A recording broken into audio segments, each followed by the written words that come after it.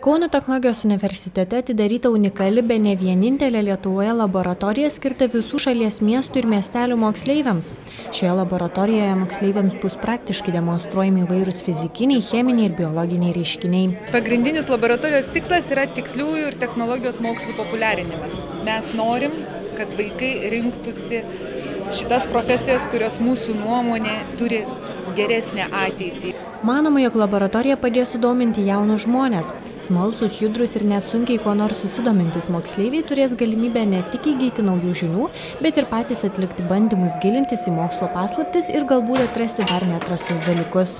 Reikia kuo anksčiau, kuo ankstesnėse klasėse vaikus supažindinti su visa galimybių įvairovė ir negazinti jų, kad fizika, matematika, chemija, informacinės technologijos tai sunkus dalykai.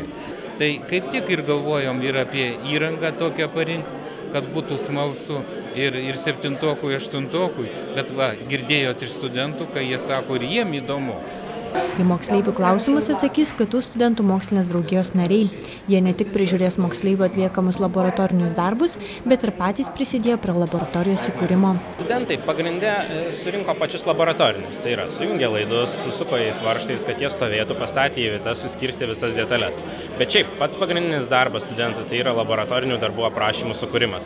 Tai yra tie aprašymai, kurie turi darbo eigą, teorinę dalį, kuriuose yra trumpa instrukcija, kaip studentui atlikti darbą. Kitų moksleivių laboratorijoje gausu įvairiausių mokslo sričių stendų, kuriais moksleiviai galės naudoti gilindami žinias. Visi laboratoriniai darbai ir eksperimentai paremti paprastų ir lengvai suvokiamų paaiškinimų, dažnai atpažįstamų kasdieniame pasaulyje. Laboratoriniai įrangai pirkti KTU skiria 200 000 litų.